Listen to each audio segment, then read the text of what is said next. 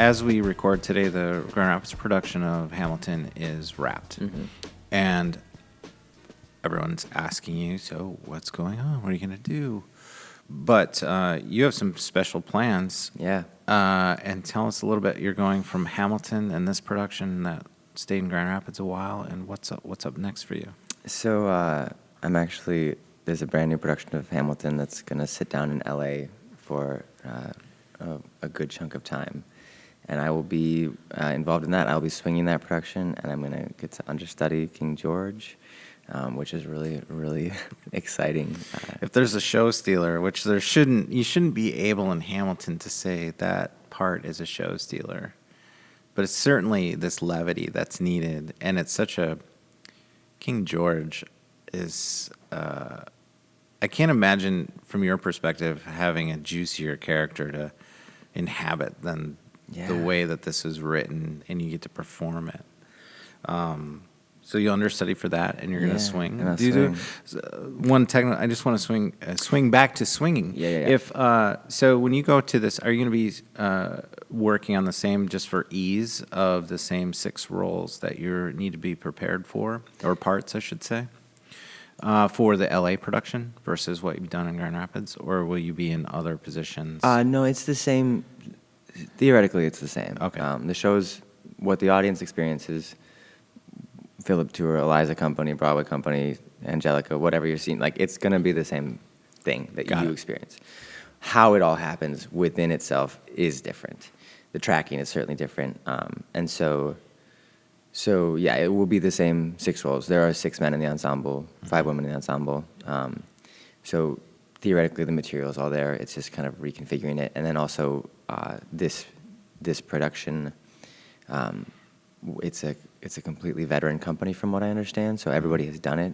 Yeah. But in that fact, it is the same show, but there's slightly, it's been communicated to the performers differently based on who's taught the companies and how it's understood and what the choreographer, the director, all those things. Yeah, and so the process, I think, is going to be cool because everybody's got their own sort of idea of what the show is, and we're going to all come together and click into what this version is going to be. So in Los Angeles, what theater is it going to be in? It's going to be at the Pantages Theater. Where is it's in West Hollywood. It's basically Hollywood and Vine. Yeah. It's a big house. I was there a handful of years ago with Wicked. Hamilton actually, I believe, sat down at the Pantages for something like 6 months. One of the tours did. It was really well received, and LA's, I guess, been chomping at the bit to have it back. So. There's certainly no shortage of people who could potentially go see it in Los Angeles. Certainly. Grand Rapids would eventually run out of people that have seen it 5 times and they don't want to go back again. During that run, but maybe that absence it'll have its own splash. What do you like? What are you looking forward to about living in LA? You've been a New York kid for so long. I say kid, No, it works. I'll take it. You're still Mikey to me. No. I'm Mikey to everybody. Everybody calls him Mike. I look at him like, you must not be speaking to me. Great. Yeah. So I mean, you have this opportunity to go to LA. It's a different place, different world, different city. Contrast that with New York and what you're excited about moving to LA. The first and foremost thing is the weather.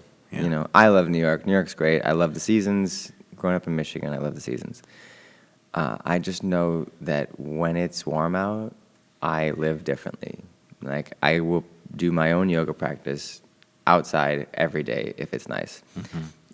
Which I would love to feel what that can be if I have, if that availability is there all year. And I get it. I'm making excuses. I could do my yoga practice every day in my apartment or whatever. But I just know that it makes a difference for me, and I'm excited to see what the accumulation is of that lifestyle. Great timing for your body, right? To be in warmer weather. And I think New York is a brutal town just in terms of how much walking you do. It's a walking town, subways.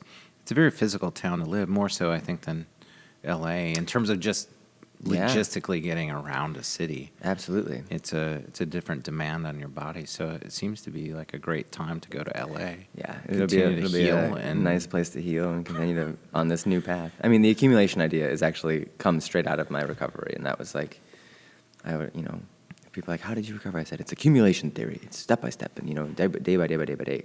But I really am interested in all the ways that idea is now coming into my life, whether it's in what I choose to eat or put into my body, or my practice, my yoga practice, or meditation practice, or any of these things.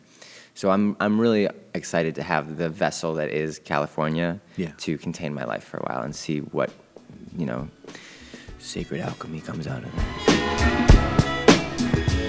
This Full Exposure podcast episode has been made possible through the support of Metro Health, University of Michigan Health, and Dr. Peter Hahn, who believe that creativity and the arts are essential to a rich, healthy, and fulfilling life.